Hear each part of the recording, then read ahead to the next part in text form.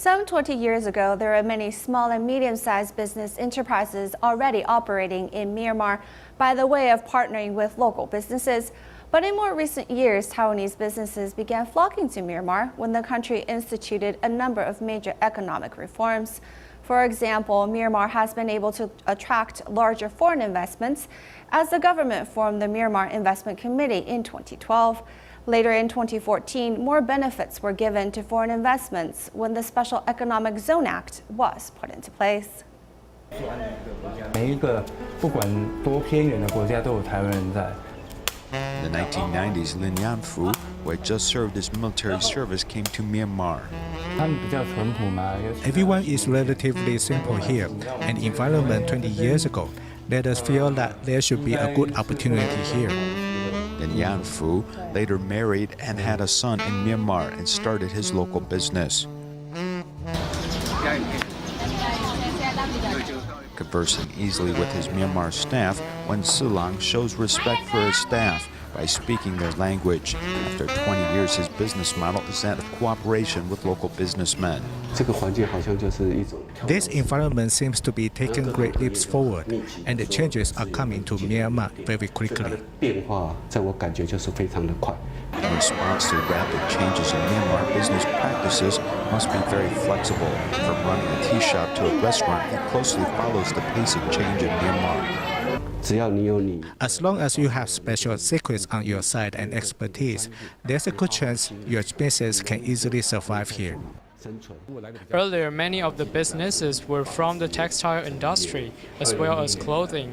But after in 2011, most of the businesses which came were those that the country needed. At the moment, there are about 300 Taiwanese businesses employing some 1,000 Taiwanese employees in Myanmar. In 2012, the government set up the Myanmar Investment Committee, which put forward a number of incentives such as foreign capital being able to take a 100% share of a company. But also 5 years of income tax exemption and export profits can also be reduced by 50%. In 2014, the Myanmar government launched a special economic zone law, allowing manufacturers in this area to be exempt from income tax for 8 years, with lease of commercial land extended for 75 years. The limit of commercial enterprises leasing land can be considered long if it is for 50 years, but foreign investors can get 70 years, and in this special zone, it can stretch to 75 years. One of the first Taiwanese businesses to invest was Daxing Industrial, who was followed by Asia Optical and Wettex Industrial. And in 2011, a number of manufacturers tied to traditional labor-intensive industries entered, such as Baochen Group and Century Iron and Steel entered along with others. Taiwan businesses have been very active in doing charitable works upon entering the country.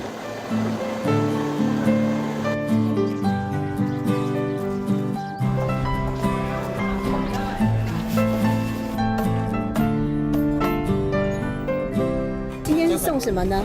米，哪一个是米？这个是米，第一是米，这是油，这个白粉，这是盐。 Today's visit to the orphanage is particularly lively because Taiwanese businessmen are coming here to distribute materials and aid. There are more than 200 children here, many of whom come here as a result of fighting in the north. This orphanage covers their basic needs from kindergarten to university. All of a sudden, seeing so many orphans is quite shocking, as in Taiwan, we typically don't encounter such a situation.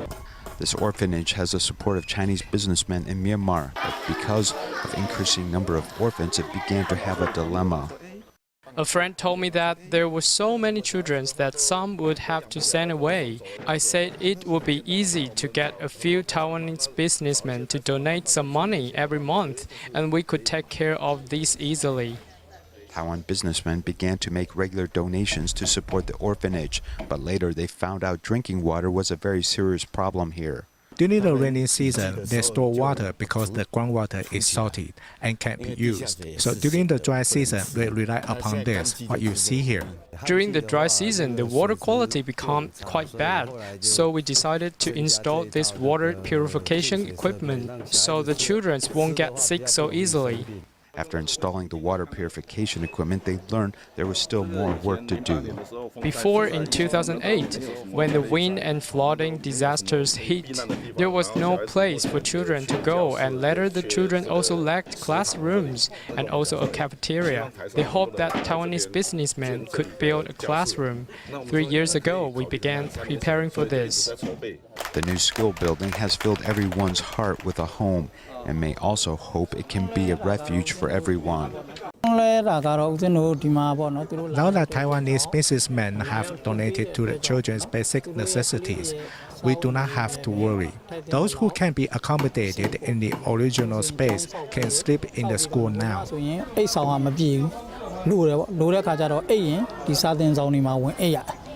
Leading Myanmar staff to do good works demonstrates good faith and a commitment to social responsibility, which has actually had some unexpected benefits. We are doing great things. They also see that we are doing great things, and it is easier to negotiate when you run into unexpected problems and conflicts. A simple kindness can create a cycle of goodness in crossing international borders and influence others. This is a win-win situation for both Taiwan and Myanmar, and it's the most beautiful bilateral diplomatic cooperation. 台湾爱心回馈缅甸。